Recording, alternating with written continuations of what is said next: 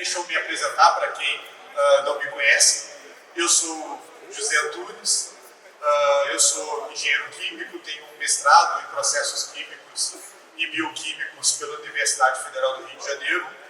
Eu já atuo há 26 anos no segmento de cerveja. Durante esses 26 anos, 24 anos eu atuei no Senai do Rio de Janeiro, onde fiz de tudo um pouco. Fui professor, fui consultor, depois fui chefe da unidade de Vassoura, chefe de educação, e basicamente nos últimos 4 anos da minha carreira no Rio de Janeiro, eu coordenava todo o segmento de bebidas no Senai do Rio. Depois de 24 anos na mesma empresa, a gente vai ficando um pouquinho saturado, e saturado no bom sentido, do tipo, não tem mais muita novidade para mim aqui, eu estou ficando velho, ranzinza, que reclama de tudo. Surgiu a oportunidade de eu vir aqui para a Agrária e coordenar o nosso curso técnico de cervejaria, onde a gente já está na nossa terceira turma. E a gente vai falar um pouquinho do diacetil. E quando a gente fala de diacetil, uma questão que é extremamente importante é o seguinte, gente, fermentar cerveja é produzir diacetil. A chance de você fabricar uma cerveja e ter zero de diacetil nessa cerveja também é zero. Ou seja, na verdade a gente como cervejeiro, o que a gente faz ao longo do processo é fazer gestão do diacetil. Ou seja, a gente vai controlar parâmetros de processo e esse controle começa na escolha das matérias-primas e através dessa gestão de processo a gente vai buscar chegar ao final do processo de fabricação de cerveja com uma cerveja que tem o diacetil numa concentração abaixo do limiar sensorial. Vamos lá, gente. Uma primeira questão que é importante é o seguinte: limiar sensorial parece ser uma coisa extremamente óbvia e direta, mas não é. Por quê, gente? Porque, na verdade, a gente não consegue perceber valores isolados. E, na verdade, a cerveja é uma mistura extremamente complexa de substâncias químicas com características sensoriais diferentes. Só para vocês terem uma ideia, quando a gente fala de uma cerveja, por exemplo, uma cerveja que tem uma complexidade de aroma não tão grande como, por exemplo, uma American Light Lager, que por definição de estilo é uma cerveja relativamente neutra, quando você injeta essa American Light Lager num cromatógrafo, você tem mais ou menos 400 substâncias químicas diferentes. E eu estou falando de uma cerveja com uma complexidade relativamente pequena. E, obviamente, quando a gente percebe essa característica sensorial da cerveja, a gente não isola cada uma das substâncias químicas. Na verdade, o que a gente pega é um pacote de substâncias químicas que estão presentes ali. E o diacetil é um desses caras que fazem parte desse pacote. Quanto mais complexa for a tua cerveja, mais difícil vai ser para você conseguir pegar o diacetil daquela cerveja. Por isso, quando a gente compara cervejas lagers com cervejas ales, a gente nota que percepção de diacetil é um problema muito mais clássico de cervejas lagers do que cervejas ales. E um dos motivos para isso acontecer é que algumas cervejas ales têm uma complexidade sensorial maior, tem uma quantidade, por exemplo, de ésteres maiores que conseguem mascarar melhor a presença do diacetil. Enquanto o diacetil numa cerveja lager, ele tem um limiar sensorial na faixa de 100 a 200 ppb, ou seja, alguma coisa na faixa de 0,1 a 0,2 ppm, numa cerveja ale, esse percentual, para você começar a detectar diacetil, pode chegar até 400 ppb. Ou seja, pode ser 4 vezes mais difícil você detectar a presença do diacetil numa cerveja ale do que numa cerveja lager. E é por isso que a gente tem tanto cuidado quando a gente fabrica cervejas lagers de ficar caçando o diacetil o tempo todo. Outra questão importante, gente, é que diferentes pessoas têm diferentes capacidades de pegar o diacetil na bebida. Por isso que é tão importante a gente montar na nossa fábrica painéis sensoriais. Porque, na verdade, o painel sensorial ele consegue colocar a percepção de determinado defeito ou atributo da cerveja numa média mais próxima do que é o consumidor. Por isso que eu digo que é muito perigoso você colocar a degustação da cerveja, por exemplo, na mão de só uma pessoa dentro da fábrica. Porque você pode ter a sorte ou o azar daquele degustador ser super sensível a determinada característica ou não conseguir pegar aquele tipo de característica. Por exemplo, se você colocasse o José para fazer uma análise de cerveja e pedisse para ele detectar de acetil na cerveja, você ia colocar um monte de cerveja na rua para amanteigado. Porque o José tem uma dificuldade absurda de pegar o de acetil. Porém, se você colocasse o José para analisar a sua cerveja e você provavelmente teria um problema, porque o José detecta muito fácil característica metálica da cerveja. Então, provavelmente, eu rejeitaria algumas cervejas por caráter metálico que o consumidor normal não conseguiria detectar. Por isso que é importante, quando você está degustando a sua cerveja, você tenha mais do que uma pessoa só fazendo essa degustação, de forma que você tenha uma média em termos de percepção do diacetil. Uma característica importante é que o diacetil ele nunca vem sozinho dentro da tua cerveja. Ele tem um parceiro menos famoso, que é a 2,3-pentano-diona, que na verdade é um diacetil com um carbono a mais do ponto de vista químico. Só que a gente dá muito pouca atenção para esse carinha, apesar dele também estar sempre presente na cerveja. O que a gente dá pouca atenção para 2,3-pentano-diona? Primeiro, o limiar sensorial é mais alto. Quanto mais alto? 10 vezes mais alto. Então, para você ter um defeito sensorial provocado pela 2,3-pentano-diona, que é formado junto com o diacetil, você precisaria ter uma quantidade cavalar dessa substância lá dentro, e em condições normais você não chega nesse limiar sensorial. E segundo, a 2,3-pentano-diona, diferente do diacetil, que tem uma pegada mais amanteigada, a 2,3-pentano-diona dá uma característica mais adocicada à cerveja. Ele lembra alguma coisa como caramelo, alguma coisa puxando para o toffee. Então ele tem um impacto menor na característica sensorial da cerveja do que o diacetil de forma isolada teria.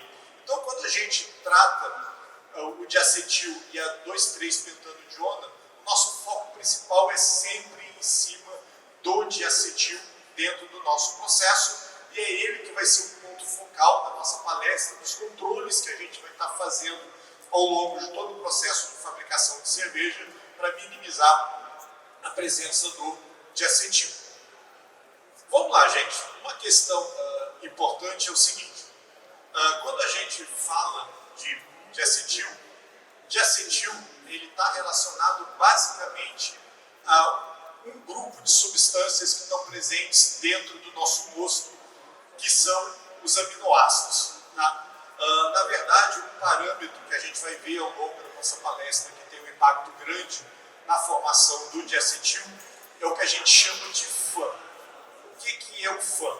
Basicamente, FAN é material nitrogenado de baixo peso molecular, cuja função principal do mosto é servir de nutrição para a minha levedura. E um dos principais componentes do FAN são os aminoácidos que estão dissolvidos no mosto. Aminoácidos que vêm de que matéria-prima? Malte. Então, na verdade, a produção do diacetil ele está relacionada com a quantidade de aminoácidos que está presente no malte e que vai conseguir ser passada para o meu mosto. Então, o diacetil ele não está, por exemplo, diretamente relacionado à quantidade de açúcar que eu tenho no mosto.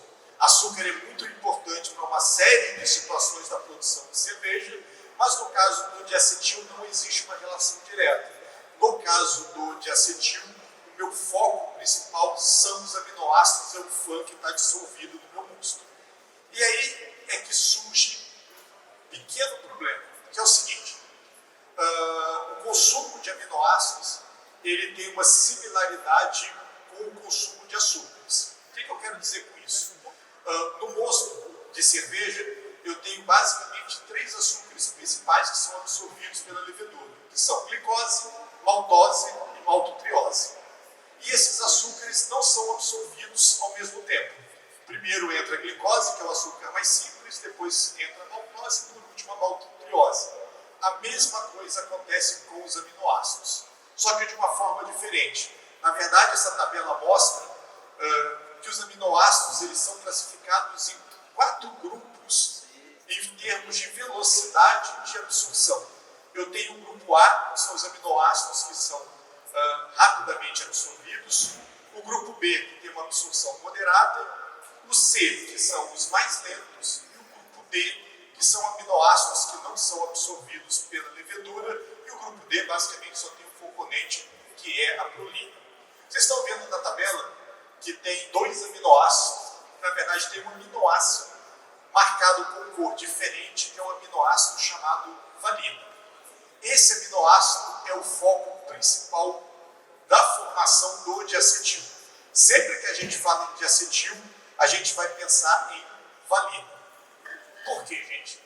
A valina, em situação onde a levedura está em carência de valina ou tem dificuldade de absorver a valina, ela vai produzir o diacetil. Depois a gente vai falar um pouquinho mais como isso acontece.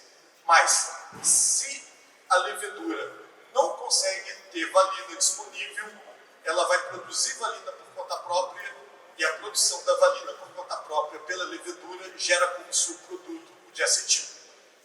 Se vocês olharem a tabela, eu tenho 2 valinas, uma aparecendo no grupo B e uma aparecendo no grupo C. O grupo B, em vermelho, é basicamente a velocidade de absorção de valina por leveduras EIO, enquanto no grupo C, basicamente a absorção de valina por leveduras lager, leveduras de baixa fermentação. O que a gente nota é o seguinte: leveduras EIO consomem valina numa velocidade maior do que leveduras lager. Isso quer dizer que leveduras lager ficam mais tempo sem absorver valina. E se a levedura lager fica mais tempo sem absorver valina, ela vai ter a necessidade de produzir valina por conta própria durante mais tempo. E se ela produz valina por conta própria durante mais tempo, ela vai produzir mais diacetil. Então, leveduras lager terão como característica ter uma produção de diacetil maior que leveduras EIO. Como é isso? Genético. Ou seja, isso é uma característica genética da minha levedura, e o que você vai fazer o quê? É gerenciar essa característica de forma que isso não se torne um problema ao longo da fermentação e que você termine a fermentação ainda com quantidades elevadas de diacetil. Mas isso é uma característica da levedura que vai ter que ser trabalhada ao longo do meu processo. Então, gente, a levedura, quando a gente começa o processo de fermentação, ela tem um problema que ela vai ter que gerenciar. Ou seja, na verdade, a levedura está numa pequena sinuca de bico, que é o seguinte: as leveduras têm um objetivo diferente do cervejeiro ao longo da fermentação. A gente acha que a relação cervejeiro-levedura é uma relação amigável, mas é amigável até página 2 do manual. Na verdade, levedura e cervejeiros têm objetivos que podem ser diferentes. O objetivo do cervejeiro, ter boa cerveja. Ou seja, o meu objetivo principal como cervejeiro ao longo do processo de fabricação de cerveja é produzir uma boa cerveja. Objetivo da levedura: crescer e multiplicar-se. Ou seja, a levedura, na verdade, quer se reproduzir ao longo do processo. E como a gente viu na parte da manhã, como é que a levedura normalmente se reproduz no processo de fermentação? Durante uma fermentação, a levedura se reproduz por um processo que a gente chama de gemulação, que é um processo assexuado, onde uma célula-mãe dá origem a uma célula célula filha idêntica à levedura original. Só que para a levedura se reproduzir, o que ela tem que fazer? Ela tem que dobrar de tamanho, já que a célula filha tem o mesmo tamanho da célula mãe. Ou seja, a levedura tem que duplicar todo o material que existe dentro dela. Isso implica, por exemplo, que a levedura tem que dobrar todo o conteúdo de proteínas e enzimas que estão ali dentro. E essas proteínas e enzimas têm na composição dela aquele aminoácido que a gente já falou na tabela, que é a valina. Só que pensa numa situação. A levedura se reproduz mais forte aonde? No início da fermentação. E no início de fermentação, quem não entra dentro da levedura? Valina. Então eu tenho uma levedura que precisa se reproduzir, que precisa duplicar seu material, precisa de valina para duplicar esse material, só que a valina não está entrando dentro da levedura. Ou seja, a levedura tem um problema para gerenciar. Se a gente pensar em termos de tempo, para uma levedura lager, a valina só vai entrar lá no segundo ou terceiro dia de fermentação. Mas a levedura já começa a se reproduzir desde o primeiro dia. Então a levedura tem esse problema de gerenciamento de reprodução. Ou seja, eu preciso ter valina e a valina não entra. Como é que a levedura vai resolver o seu problema? Levedura pode não ser um micro-organismo inteligente, mas ele é um micro-organismo esperto. O que a levedura vai fazer? Ela vai produzir valina por conta própria. Aqui tem a rota de síntese de valina. Na verdade, o que a levedura vai usar para produzir valina? Ela vai produzir valina a partir do açúcar que está presente no mosto. Ou seja, eu tenho açúcar disponível no mosto e vou começar a minha rota de produção de valina a partir do açúcar. E quando eu estou consumindo açúcar, eu vou chegar no intermediário metabólico chamado de piruvato. Piruvato é um ponto importante pelo seguinte: em condição normal, esse piruvato seria levado a álcool e CO2, que seria o caminho normal da fermentação. Como a valina não está entrando, o que vai estar acontecendo ao longo do meu processo? Parte do piruvato, que deveria virar álcool e CO2, é transformado numa substância chamada de alfa-acetolactato. Alfa-acetolactato é uma substância importante, por quê? Porque é a partir do alfa-acetolactato que eu vou conseguir chegar na minha valina. Só que tem uma coisa. Quando eu estou indo de piruvato para alfa-acetolactato, eu tenho uma rodovia que tem 4 pistas. E de alfa-acetolactato para valina, eu tenho uma rodovia que só tem 2 pistas. Ou seja, na verdade, eu produzo alfa-acetolactato mais rápido do que eu consigo transformar alfa-acetolactato em valina. Isso quer dizer o quê? Começa a acumular alfa-acetolactato dentro da levedura. Pergunta, qual o problema de acumular alfa-acetolactato dentro da levedura? O problema de acumular alfa-acetolactato dentro da levedura é que esse cara é tóxico para a levedura. Leveduras odeiam, e aí eu vou ser um pouco químico, odeiam carbonilas, porque carbonilas são tóxicas para a levedura. E o alfa-acetolactato não tem só uma carbonila, ele tem 2 carbonilas. Então a levedura detesta esse cara. E além disso, está marcado ali em vermelho uma carbonila ligada a uma hidroxila, que é um grupo carboxila. Vamos lá, vamos deixar a bioquímica de lado. O que aquele grupo carboxila é? Ácido. Então ele acidifica a levedura.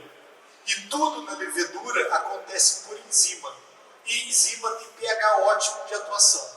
Isso quer dizer que quando eu começo a acumular alfa-acetolactato dentro da minha levedura, o pH da levedura começa a cair e as enzimas dela começam a trabalhar fora da condição ótima. Ou seja, a levedura está se intoxicando.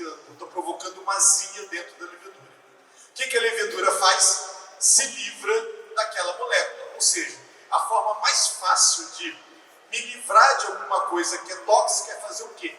Expulsar aquela coisa tóxica por meio de fermentação. E o que ela faz ela expulsa o alfa-ceto-lactato para o meio. Bem, legal, Zé, mas até agora você não falou do diacetil. Se o processo fosse simplesmente jogar alfa-ceto-lactato para o meio, não teria nenhum problema para a gente como cervejeiro. Por quê? Alfa-ceto-lactato é uma molécula que tem limiar sensorial grande. E por ter limiar sensorial grande, ela não seria detectada na minha cerveja. O problema é o seguinte: alfa-ceto-lactato é uma molécula instável. Isso quer dizer o seguinte: o alfa-ceto-lactato no mosto, ele pode sofrer um processo de oxidação espontânea e se transformar em diacetil. Aí você vai perguntar, Zé, o que pode oxidar alfa-ceto-lactato que está presente lá no mosto? Qualquer agente oxidante. O que pode ser esse agente oxidante? Por exemplo, algum íon metálico presente na minha água. Então, por exemplo, um íon metálico presente na minha água pode provocar essa oxidação. Que íons podem provocar isso? Por exemplo, o íon mais comum de provocar essa reação de oxidação é ferro. Então, se você tiver um residual de ferro na sua água, esse ferro que está presente na sua água pode oxidar esse alfa-ceto-lactato a diacetil. Por isso que a gente controla, esse é um dos motivos que a gente controla a quantidade de ferro presente na minha água. Hoje, o ideal seria você ter quantidade de ferro zero na água. Mas a gente tem um espaçozinho, uma certa quantidade de ferro. Hoje, você tem empresas que têm como padrão operacional um valor de ferro de, no máximo, 0,1 miligrama por litro. Então, hoje, quando você pensa em ferro na água, 0,1 miligrama por litro é um parâmetro normalmente utilizado, não só pela questão do diacetil, mas pela questão também do próprio interferência sensorial do ferro na característica da água e, consequentemente, da cerveja. Mas ferro é um íon que poderia provocar esse tipo de problema. Uma outra coisa que pode provocar essa reação, essa oxidação do alfa-ceto-lactato e produzir diacetil é a presença de compostos orgânicos que foram oxidados durante a abraçagem.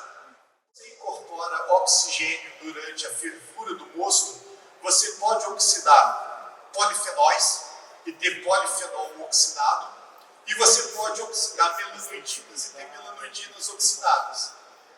Essas melanoidinas oxidadas, esses polifenóis oxidados, quando chegam na fermentação, eles podem funcionar como agentes oxidantes e converterem o alfa-ceto-lactato em diacetil.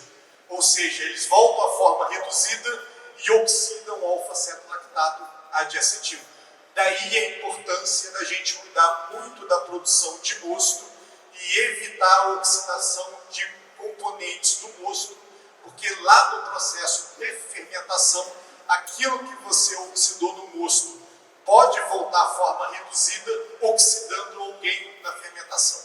E esse cara que vai ser oxidado na fermentação pode ser o alfa-ceto-lactato, que vai ser convertido a diacetil.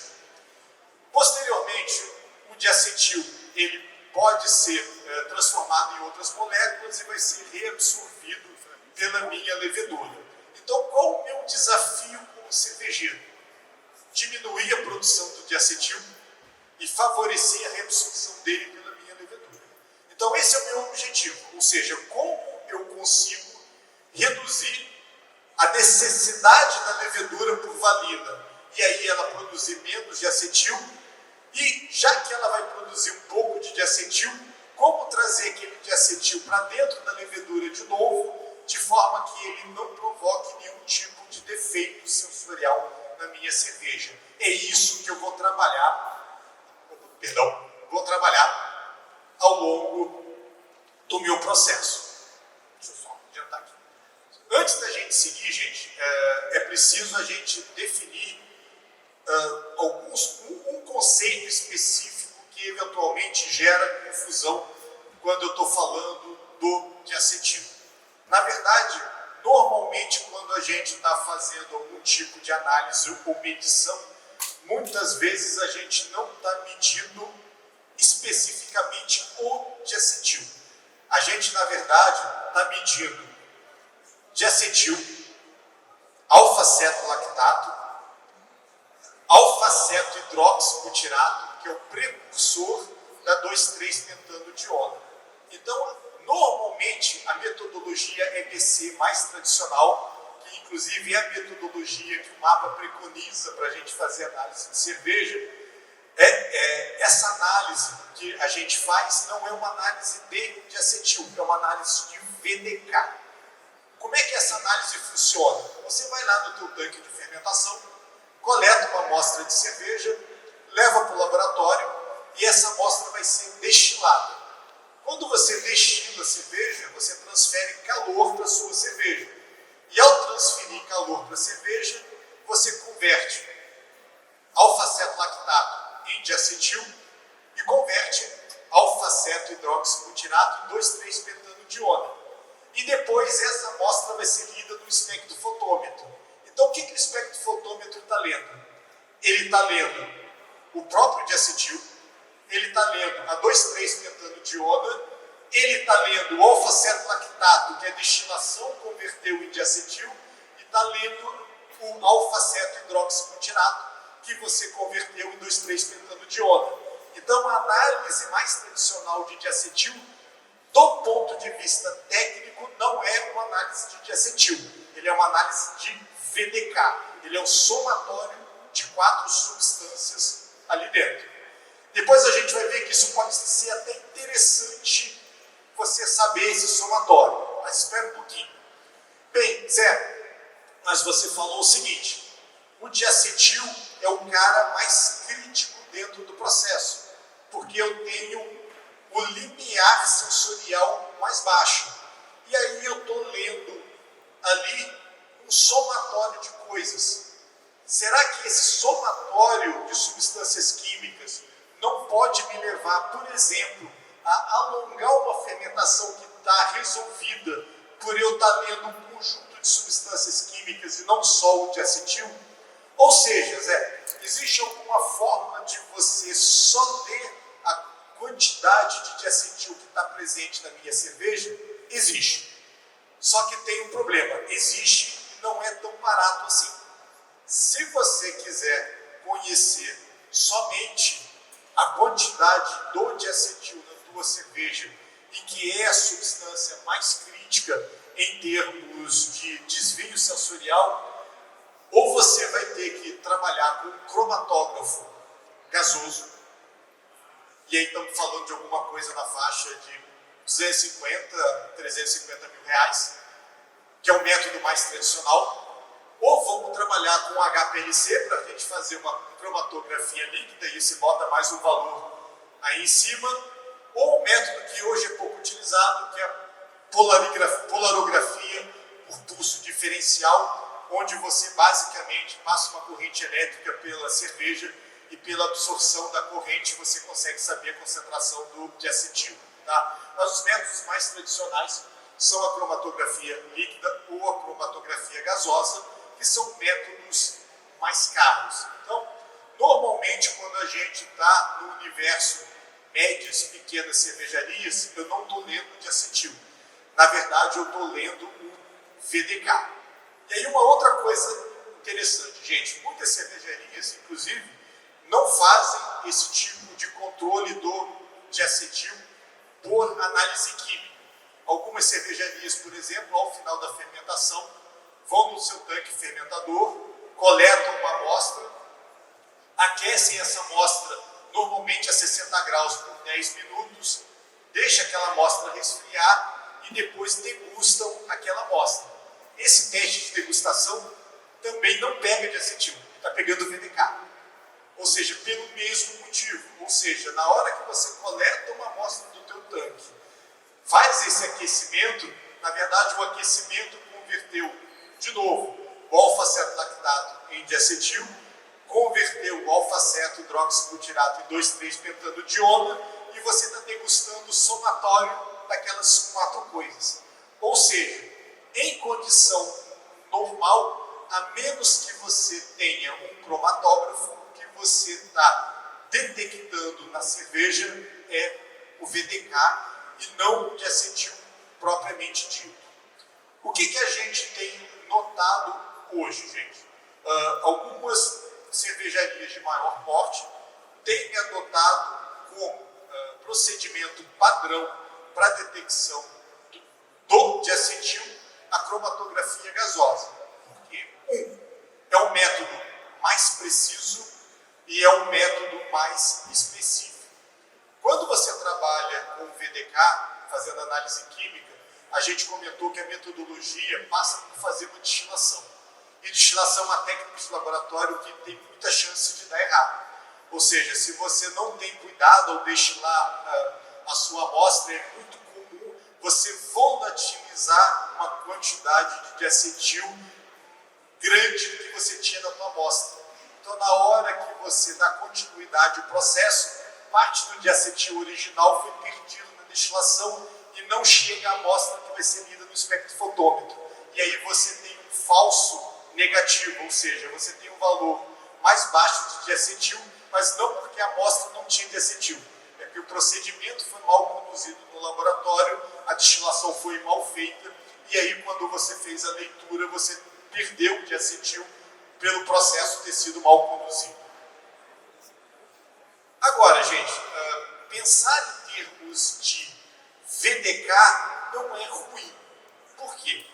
Esse é um gráfico que é extremamente interessante. Tá? Esse gráfico mostra o que acontece ao longo da fermentação e nota que eu tenho 3 curvas aí. Eu tenho a curva onde eu tenho o pontinho preto, que é o diacetil total. E o que é o diacetil total? Ele é a soma do alfa-cetolactato, que é o pontinho branco, abaixo do pontinho preto, e eu tenho o diacetil livre, que é o próprio diacetil, que é a linha que está mais na parte de baixo. O que a curva está me mostrando? Que na maior parte do tempo, na fermentação, eu não tenho a molécula de diacetil. A maior parte do tempo, na verdade, eu tenho a molécula de alfa-cetolactato. Ou seja, quando eu faço uma análise do mosto e separo diacetil de alfa-cetolactato, durante a maior parte do tempo, eu tenho na fermentação uma quantidade maior de alfa-cetolactato e uma quantidade menor de diacetil. E vamos lá, gente. Isso é uma baita dor de cabeça. Pelo seguinte, levedura não reabsorve alfa-cetolactato. Levedura reabsorve diacetil. Então, o que eu tenho que garantir no processo? Esse alfa-cetolactato aqui, ele tem que virar diacetil dentro da fermentação. Se esse alfa-cetolactato não virar diacetil dentro da fermentação, eu vou ter um baita problema, porque ele não vai ser absorvido pela minha levedura. Como é que eu forço esse alfa-cetolactato a virar diacetil? Usando as variáveis da minha fermentação. O que ajuda alfa-cetolactato a virar diacetil na minha fermentação? 2 variáveis, temperatura e pH. Ou seja, eu vou ter que ajustar a minha curva de fermentação para que essa curva de fermentação favoreça eu converter alfa-cetolactato em diacetil. E o pH zero? Vamos lá. A gente não vai ajustar o pH da fermentação, mas eu tenho que garantir que eu tenho uma levedura saudável que consiga reduzir o pH da minha fermentação. Ou seja, eu tenho que garantir que eu tenho uma levedura com boa viabilidade, ou seja, uma concentração baixa de célula morta, e não só isso, uma levedura com boa vitalidade, ou seja, boa força fermentativa, de forma que ela consiga reduzir rapidamente o pH da minha cerveja. Só para a gente botar número nessa brincadeira em relação ao pH. Depois a temperatura a gente vai falar um pouquinho mais, com mais calma. Uma boa levedura cervejeira, ela tem que ser capaz de reduzir o teu pH. Normalmente o pH de uma fermentação de uma cerveja tipo Pilsen, ele vai estar entre 5,2 e 5 como pH inicial de fermentação. Essa levedura, ela tem que ser capaz em 24 horas de trazer esse pH para um patamar entre 4,4 e 4,6. Ou seja, em 24 horas, a levedura tem que baixar o teu pH na faixa de 0,5 a 0,6 unidades de pH. Isso é uma levedura que tem uma boa atividade e essa redução de pH, ela favorece a oxidação do alfa-cetolactato em diacetil. Então, como a gente comentou, meu objetivo é, ao longo da minha fermentação, eu vou formar alfa-cetolactato, isso faz parte do pacote, mas eu quero que o meu alfa-cetolactato vire diacetil para que ele seja absorvido pela minha levedura. Vamos lá. Zé, e se eu não conseguir transformar alfa-cetolactato em diacetil na minha fermentação e a minha cerveja seguir para frente tendo alfa-cetolactato lá dentro? Vamos lá, galera. Qual a única coisa que reduz diacetil dentro da fermentação? A levedura. Ponto. Então, na verdade, para eu conseguir reduzir diacetil, eu tenho que ter fermento. Mas aí, eu não consegui reduzir esse diacetil, a minha cerveja ficou com um caminhão de alfa-cetolactato lá dentro e eu joguei a cerveja para frente. Primeira coisa que é importante, galera. Jogar cerveja com alfa-cetolactato para frente é sempre erro humano. Então, primeira coisa, isso não deveria estar acontecendo. Tá? E vamos lá, gente. Zé, eu não tenho um espectrofotômetro na minha fábrica e muito menos não tenho cromatógrafo lá dentro. Como é que eu consigo saber se a minha cerveja tem alfa-cetolactato e qual o erro mais comum?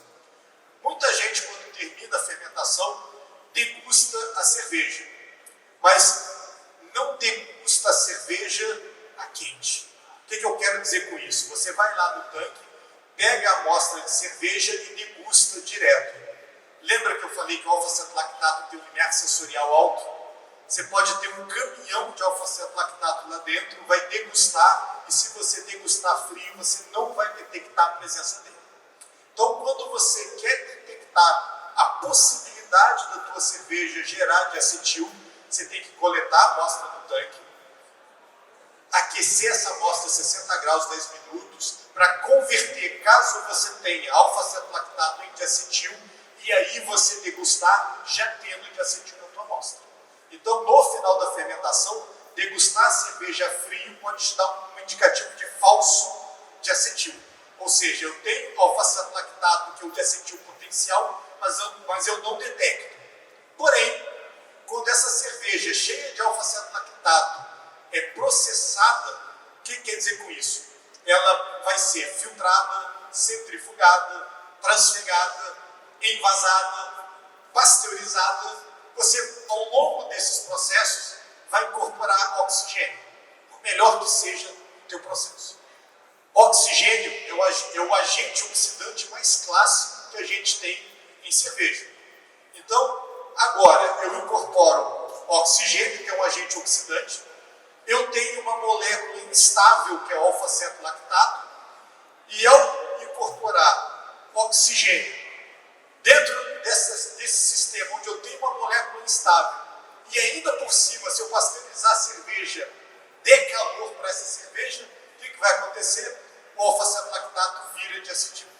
E aí, por isso que de vez em quando eu recebo de profissionais de cerveja a seguinte pergunta: Zé, terminou minha fermentação, não tinha diacetil, e agora no produto acabado tem diacetil, o que deu errado? Uma das coisas que pode ter dado errado é isso: eu não monitorei adequadamente o alfa-cetolactato, ele foi caminhando com a cerveja, incorporou o oxigênio, essa cerveja foi exposta a temperatura alta, que pode ser a pasteurização, ou pode ser uma logística de transporte, um armazenamento no ponto de venda. Isso propiciou que aquele oxigênio oxidasse o alfa-aceto-lactato, e agora eu tenho diacetil. Com um problema, não tem mais levedura para reduzir o diacetil. Ou seja, a levedura está lá no teu produto acabado e não tem a levedura para consertar esse negócio. Então, gente, é extremamente importante que eu garanta que o meu alfa-aceto-lactato e o meu diacetil estejam resolvidos na fermentação.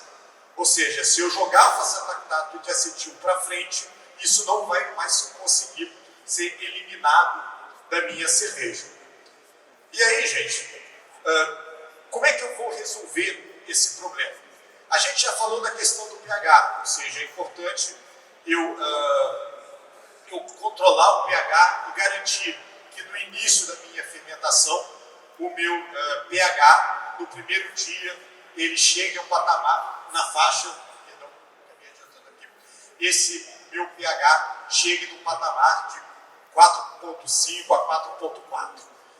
Mas quando a gente fala em fermentação, gente, a principal variável da fermentação não é pH. A principal variável da fermentação é temperatura.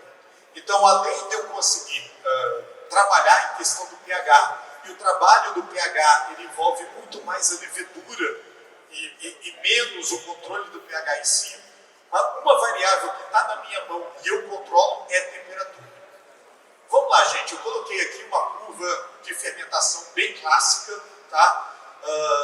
Na verdade, o objetivo não é nem discutir os valores da curva, é discutir o aspecto da curva.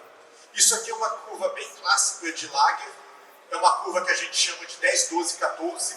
Ela começa com 10 graus, ela tem um patamar intermediário com 12 e depois uma temperatura mais alta com 14 graus. Vamos lá, gente. Eu marquei aqui, esse gráfico aqui ele tem 3 curvas. A curva em azul é a curva de temperatura, a curva em amarelo é a curva de diacetil, que tem aquele formato parabólico, e a curva em azul é a curva de temperatura. Então vamos lá, gente. Por que essa curva ela tem 2 patamares de temperatura? O patamar 10-12, que é um patamar de temperatura mais baixo, e depois a temperatura subindo para 14 graus no patamar mais alto. Um dos principais objetivos dessa curva em rampa é controle do diacetil. Nota o seguinte, na faixa que vai de 10 a 12 graus, é a faixa onde o diacetil está crescendo. Isso quer dizer o quê? Naquela região entre 10 e 12 graus, que dura mais ou menos 72 horas, que a valina não está entrando na levedura. E se a valina não entra na levedura, o que ela faz? Produz diacetil. Então, aqueles primeiros 3 dias está acontecendo o quê? A levedura não consegue puxar a valina, não puxa a valina, ela produz valina por conta própria e produz diacetil. Por que a temperatura é mais baixa? Para diminuir a atividade da levedura, diminuir a necessidade da levedura por valina e, com isso, diminuindo a necessidade da levedura por valina, produzir menos diacetil. Então, a curva tem um início mais lento para controlar a formação do diacetil. Nota o seguinte, a partir de 72 horas, a curva sobe de 12 para 14. E nota que quando eu chego em 14 graus e olho para a curva do diacetil, a curva do diacetil já está em queda. Ou seja, eu já passei pelo ponto mais alto e agora a curva está caindo. Na hora que eu aumento a temperatura e o diacetil já está caindo, o que acontece com a atividade da levedura? Aumenta, porque a temperatura ficou mais alta.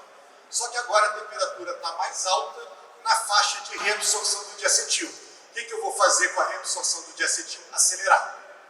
Ou seja, eu trabalho numa temperatura mais baixa para ter um menor pico de diacetil e depois eu subo para uma temperatura mais alta para favorecer a reabsorção do diacetil. Uma coisa que eu tenho que tomar muito cuidado quando eu trabalho com rampa de temperatura, gente, com temperatura, é buscar o tempo todo que a curva curva de decaimento de extrato que está em rosa não descole da curva do diacetil. O que eu quero dizer com isso? Vamos admitir que você aumentou a temperatura com o diacetil ainda subindo.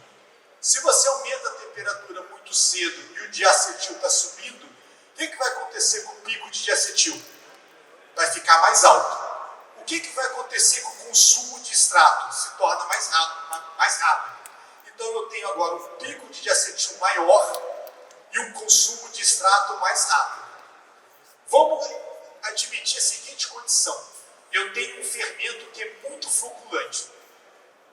Pode acontecer que você aumentou o pico de diacetil, o consumo de extrato acelerou, e aí o teu extrato termina com o diacetil ainda alto e fora da faixa, ou seja, ainda sensorialmente perceptível. Uma das coisas que dispara a floculação do fermento é término do extrato. Então, alguns fermentos, quando o extrato fermentável da cerveja termina, ele começa a flocular.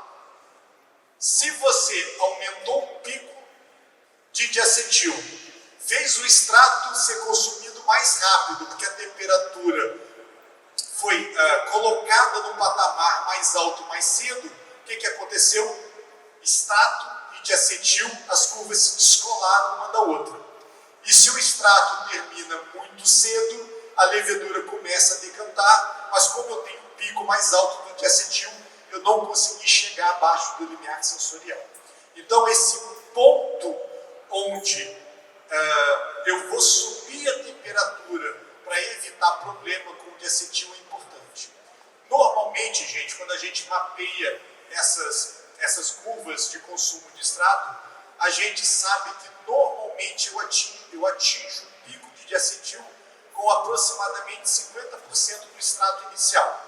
Ou seja, normalmente o meu pico de diacetil é atingido não com o extrato consumido, extrato inicial, tá? Então, se eu tenho uma cerveja com 16 grau plato, normalmente ali com 8 grau plato eu já atingi um pico, eu já estou até na descendente já, tá? Mas normalmente 50% do extrato é um ponto de segurança onde eu já sou capaz de chegar na temperatura mais alta e já numa fase de decaimento do diacetil. Então, controlar a temperatura e ajustar pH e monitorar pH ao longo da minha fermentação é extremamente importante. Vamos lá, gente, mas a gente não está aqui numa aula de bioquímica. Na verdade, o objetivo é o seguinte: legal, bioquímica por trás da reação de formação do diacetil é extremamente importante, mas eu tenho alguns compromissos ao longo do meu processo. E que compromissos são esses, gente? Sendo bem pragmático.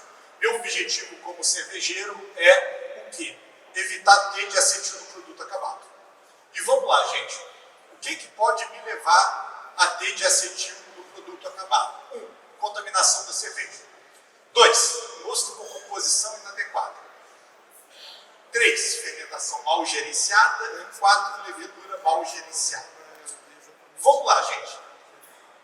Nota, diacetil é um problema da fermentação. Mas dos 4 itens que tem aí, 2 não tem nada a ver com fermentação. Um tem a ver com limpeza e controle de processo. Foi a palestra que a Lígia estava aqui do lado. E o outro tem a ver com composição do mosto, que parece não ter uma relação tão óbvia assim como o diacetil.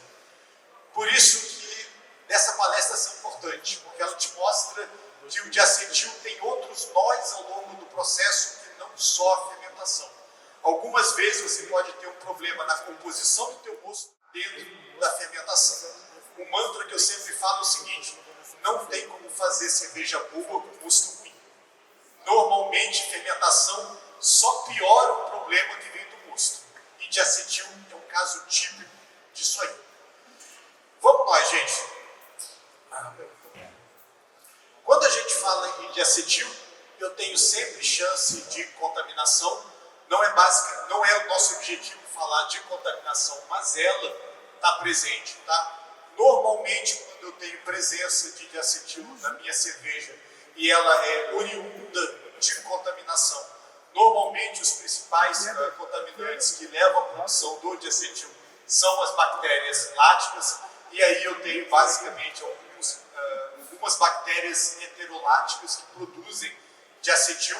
O principal causador do diacetil, o mais tradicional causador do diacetil, são os pediococcus, tá? Mas eu tenho alguns lactobacilos que também produzem diacetil. E vamos nós, gente, eu queria também colocar uma situação que é extremamente importante. Se você tem contaminação, você tem normalmente procedimentos de falha de processo de condução de limpeza. E aí eu queria fazer uma pergunta bem provocadora aqui para vocês. Eu sei que eu tenho vários cervejeiros aqui, várias pessoas que fabricam cerveja, e eu queria fazer uma pergunta que parece bem óbvia, mas quando a gente faz não é tão óbvia assim.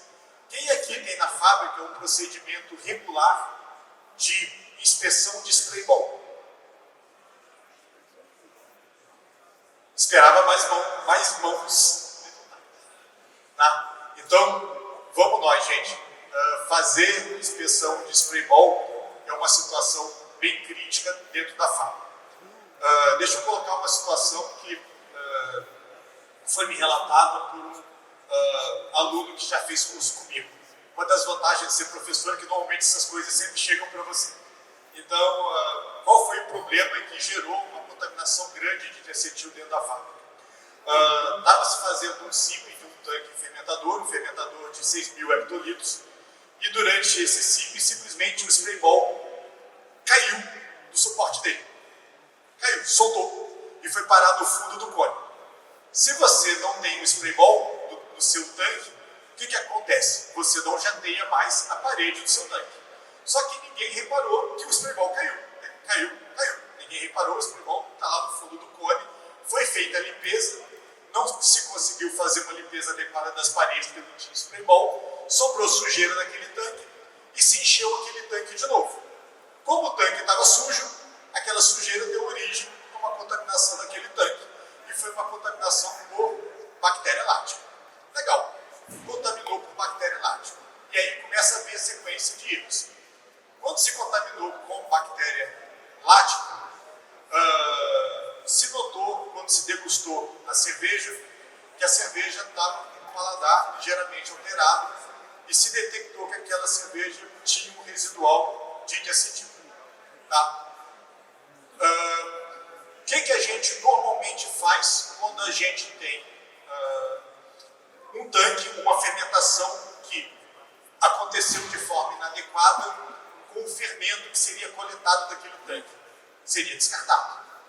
Só que esse caso aconteceu no verão e se precisava produzir cerveja e se colocar cerveja na rua. Qual foi a decisão que a fábrica tomou? Olha, a gente está com pouca levedura na fábrica, preciso reaproveitar essa levedura. A cerveja está com diacetil um pouco mais alto, mas a gente considera aceitável. Vamos envasar essa cerveja e vamos reaproveitar a levedura. Qual o problema de fazer isso? Uma levedura, um tanque gera levedura para 3 tanques do mesmo tamanho. E aquela contaminação que estava restrita a um tanque fermentador, agora passou a estar em 3 tanques fermentadores. A fábrica tinha como procedimento não fazer lavagem ácida, então se coletou e se jogou o fermento para frente. Esse fermento fermentou 3 cervejas, como ele estava contaminado com bactéria lática, o que aconteceu com aquelas 3 cervejas agora? Todas elas estavam com diacetil. E agora você tinha 18.000 hectolitros de cerveja dentro da fábrica contaminados com diacetil. Ou seja, o problema que estava restrito no tanque agora está em 3 tanques separados. Ou seja, gente, o mantra que eu sempre falo é o seguinte: não se recupera levedura de fermentação problemática. Você pode estar potencializando o problema. E segunda coisa, limpeza não é inimiga do processo. Limpeza faz parte do processo. Isso quer dizer que todo o cuidado que você tem com os procedimentos de produção de cerveja, você tem que ter com os processos de limpeza dentro da fábrica. Concorda comigo que caiu um spray ball e ninguém detectar na fábrica parece uma coisa meio ridícula? Mas aconteceu e gerou um baita problema. Então, cuidado com as questões microbiológicas, cuidado com as questões de limpeza dentro da fábrica, tá? Mas, na verdade, o que a gente vai estar falando é mais da parte do diacetil relacionado ao processo de produção de cerveja. Então, gente, quando a gente fala em diacetil, basicamente o meu principal cuidado dentro do processo é com o FAM que eu vou ter dentro do meu mosto.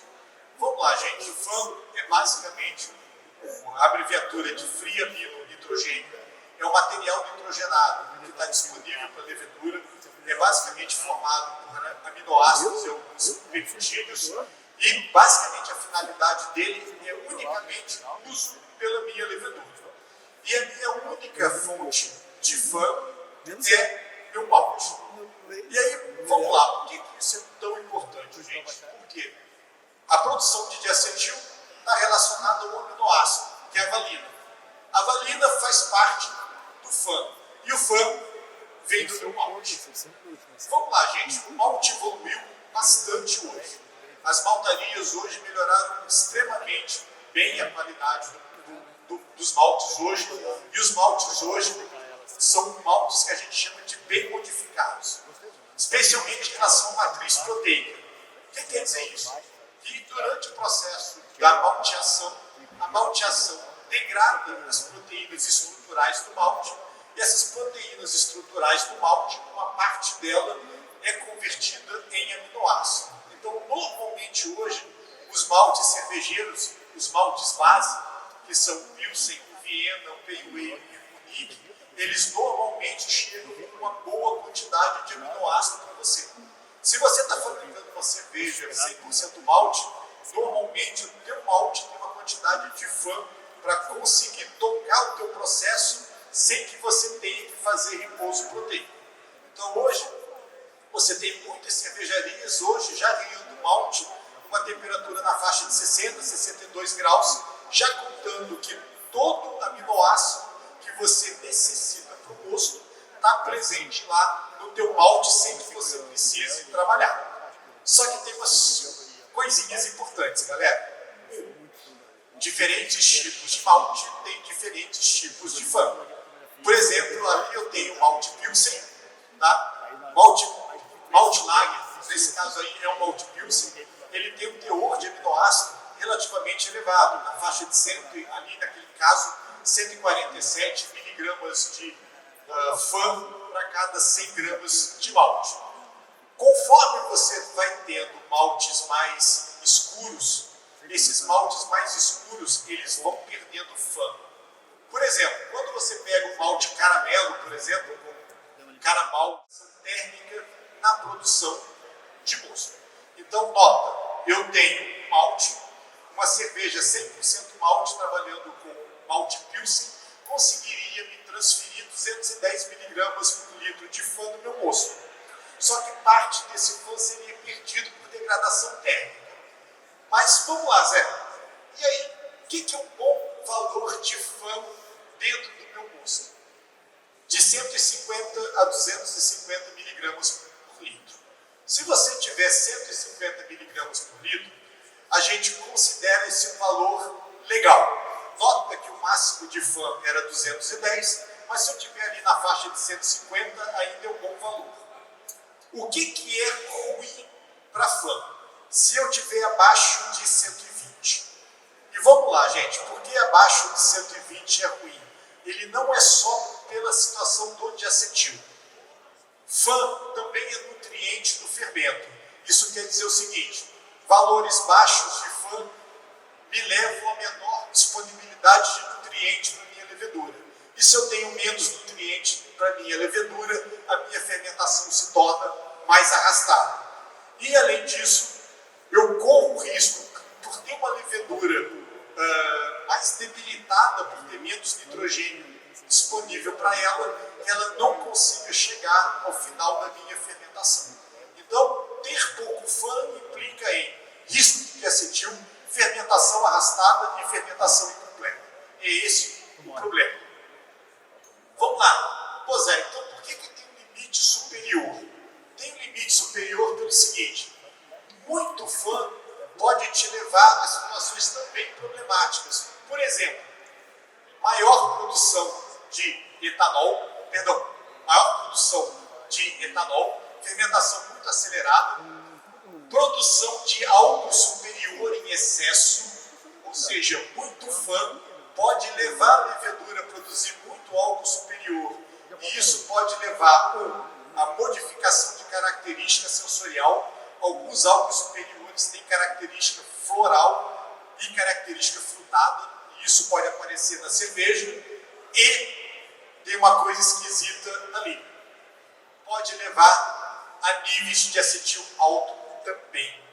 O que parece extremamente esquisito. Ou seja, se falta fã, eu tenho muito de acetil.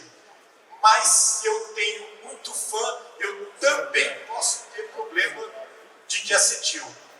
E de onde está vindo essa questão de ter muito fã? É o seguinte, galera. Lembra daquela tabela que estava lá no início da nossa apresentação? E que ela mostrava que a valina, e vamos pensar em cerveja lager, a valina estava no grupo C. Ou seja, era um aminoácido que não entrava no início da fermentação. Quando você aumenta muito a quantidade de aminoácido, você também aumenta muito a quantidade de aminoácidos que entram dentro antes da valina. Ou seja, agora tem muito aminoácido inibindo a entrada da valina. E você empurra a entrada de valina muito para o final da fermentação. Resultado, o que a levedura vai fazer? Produzir valina por conta própria e gerar diacetil. Ou seja, muito fã também não é legal. Tá? Então, eu diria para vocês que 150 a 250, no máximo, 300 miligramas por litro, é um valor onde você fica confortável com o valor de fã. Acima de 300 miligramas por litro, a fermentação acelera demais. Posso ter formação excessiva de subprodutos, e algo superior é um caso desse, e o diacetil também pode ficar. Então, ter um controle do fã dentro do processo é importante, tá? Então, ter alguma forma de monitoramento é interessante. Zé, eu não tenho equipamento de laboratório hoje para medir fã, que é o espectrofotômetro. Legal, coleta uma amostra e manda para o laboratório terceirizado. A análise não é cara. E você, por exemplo, faz essa análise uma vez a cada 3 meses. É suficiente para você ter uma ideia de como está o fã na tua receita dos tipos de cerveja que você está fabricando. Então, não tem um custo caro, mesmo que você mande a sua cerveja para um laboratório terceirizado para fazer esse tipo de análise. E é uma análise mega importante quando você pensa em termos de fabricação de cerveja. Uma outra questão importante, gente. Cuidado com o uso excessivo de adjuntos, tá? O que eu quero dizer com isso? Quando você trabalha com alguns adjuntos não são fonte de aminoácido. Por exemplo, se você está fabricando uma cerveja e usa como adjunto, por exemplo, arroz e milho, esses caras basicamente são fonte de açúcar, mas não são fonte de proteína. Isso quer dizer o seguinte: quanto mais adjunto eu usar na minha fabricação de cerveja, na minha fabricação de mosto, menos aminoácido eu vou ter. E se você olhar esse gráfico aí, você nota que a partir de aproximadamente 40% de uso de adjunto no meu processo, minha curva de diacetil começa a crescer e começa a crescer muito rápido. Isso quer dizer o seguinte: se eu tenho muito adjunto diminui a concentração de aminoácido. Ao diminuir a concentração de aminoácido, a levedura tem que produzir mais valina. Ao produzir mais valina, eu produzo mais diacetil. Então, a partir de 40% de adjunto na formulação, cuidado. O teu nível de aminoácido pode ficar tão baixo que o excesso de adjunto me leva à carência de aminoácido e me leva à presença de muito diacetil na minha cerveja. A gente já comentou aqui a questão da fermentação.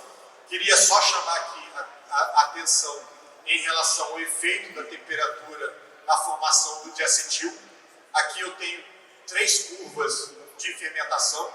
E aí aqui são curvas de fermentação estáticas, ou seja, uma fermentação conduzida a 20 graus, uma fermentação conduzida a 15 graus, uma fermentação conduzida a 11 graus.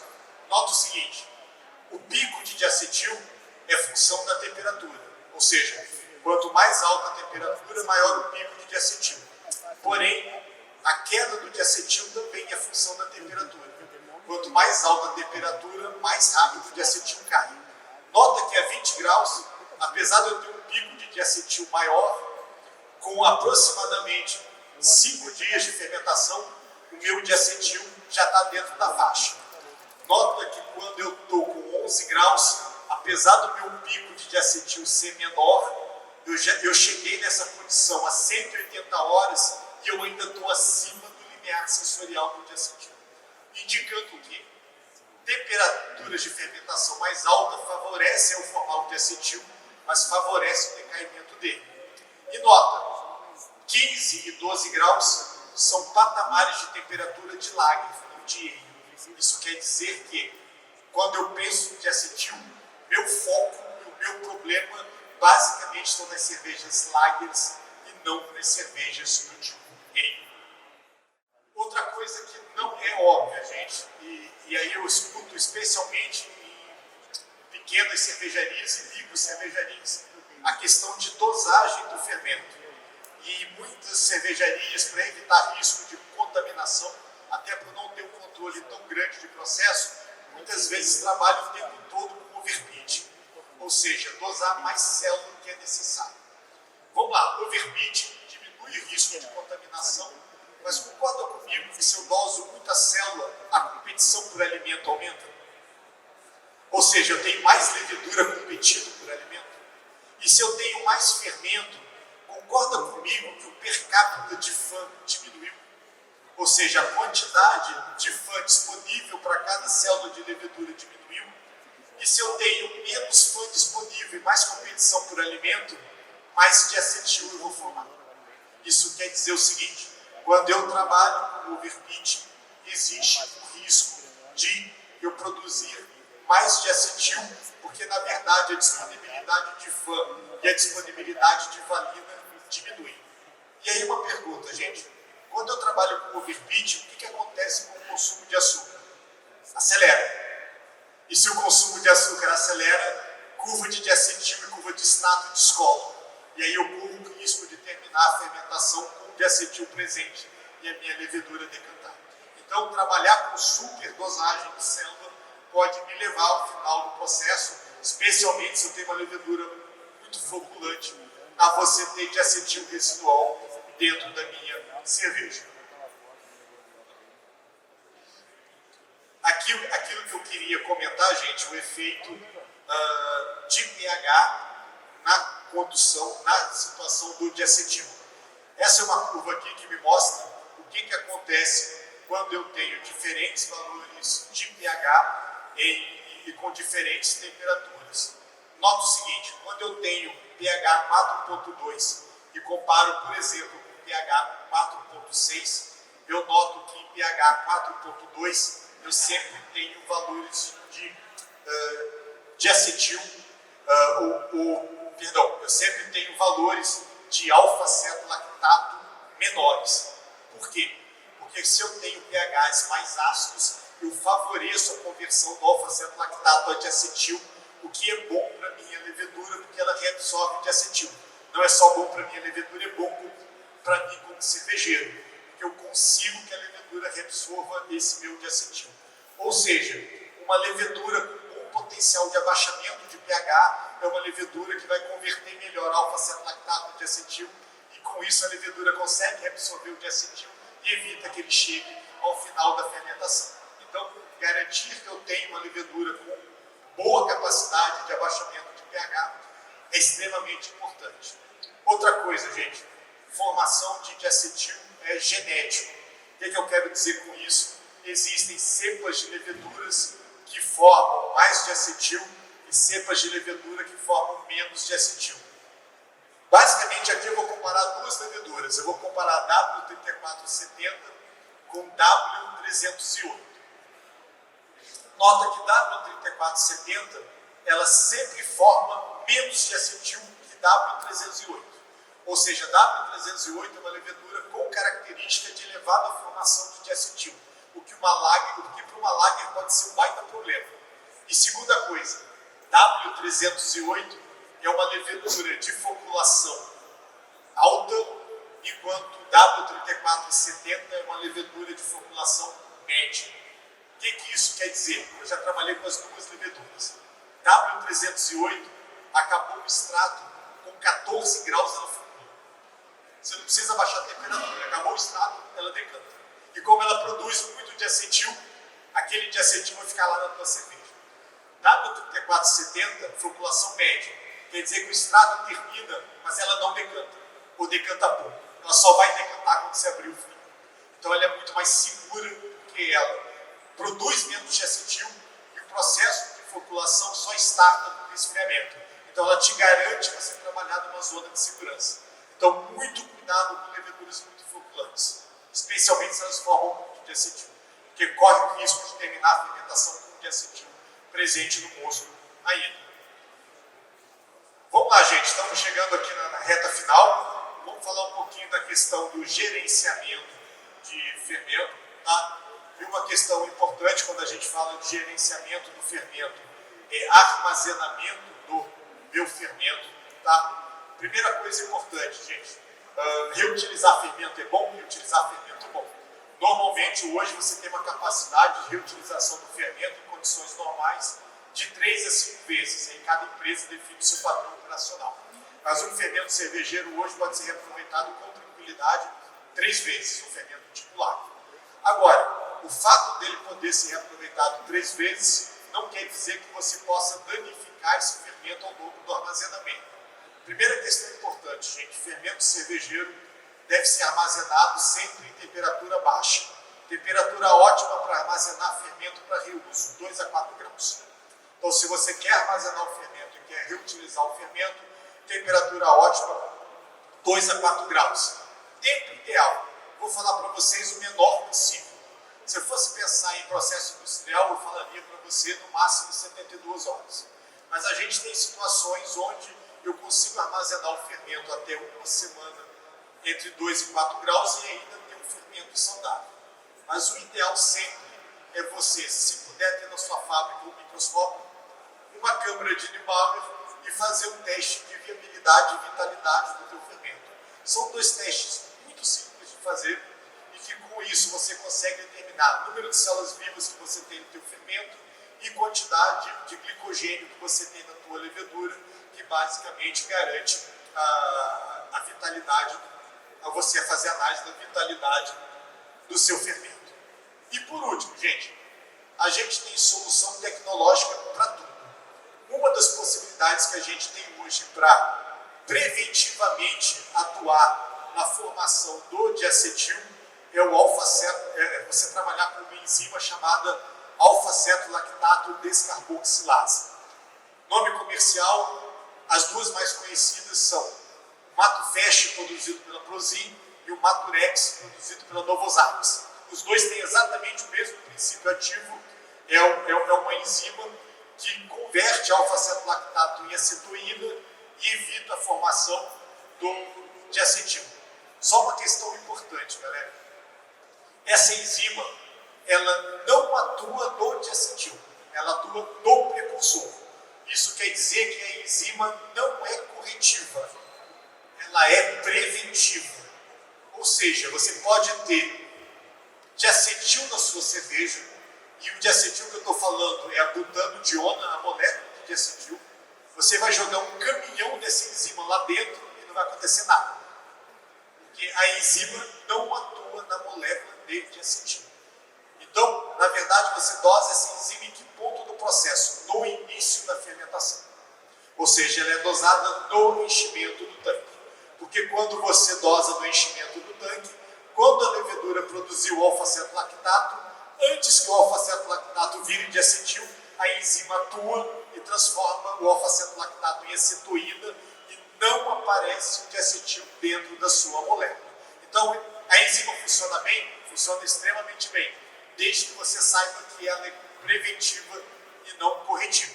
Então, aqui basicamente, só para mostrar que a enzima trabalha evitando que o alfa-cetolactato vire diacetil e basicamente convertendo o alfa-cetolactato em acetoína. Aqui, gente, o apanhado geral, até porque o slide vai ser disponibilizado para depois do site da Agrária, então tudo que a gente falou, eu criei uma pequena tabela resumida do tudo que pode dar errado quando você está falando de acetil. Então aqui é um pequeno resuminho de tudo que a gente falou nessa 1h30, tá? Basicamente, o que eu quero deixar de recado é: conviver com diacetil é parte do pacote. Ou seja, se a gente produz cerveja, a gente vai produzir diacetil. Mas, na verdade, é sabendo exatamente que eu vou ter diacetil é que eu posso tomar as medidas corretivas para evitar que ele chegue no meu produto acabado. Tá? Quem aqui depois quiser bater um papo comigo, eu vou estar aqui no evento todos os dias, tá? Ali está o meu e-mail e o meu WhatsApp, tá?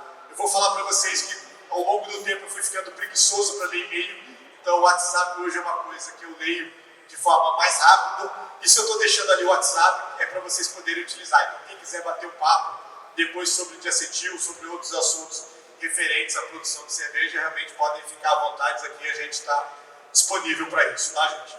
Bem, era basicamente esse o recado que eu queria dar, e a gente abre agora para perguntas. Quem quiser fazer alguma pergunta, por gentileza, pode ficar à vontade.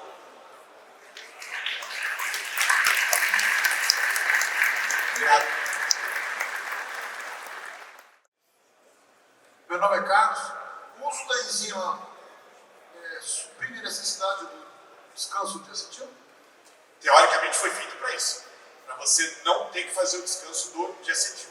Tá? Então, o que eu espero é que você chegue no final da fermentação já com o diacetil resolvido. Tá? O ideal, não sei se você faz, tá? Seria você fazer um teste para determinar o extrato limite da tua fermentação. Então, você coleta uma amostra no início da fermentação, deixa ela fermentar a temperatura ambiente, depois, normalmente, de 24 a 48 horas, essa amostra de temperatura ambiente já terminou a fermentação. Você mede o extrato aí e o tanque tem que terminar no mesmo extrato. Tá? E aí, quando você chega nesse extrato que você determinou nessa amostra na temperatura ambiente, quando você usa a enzima, normalmente isso já pode abrir o frio, que o diacetil já está resolvido.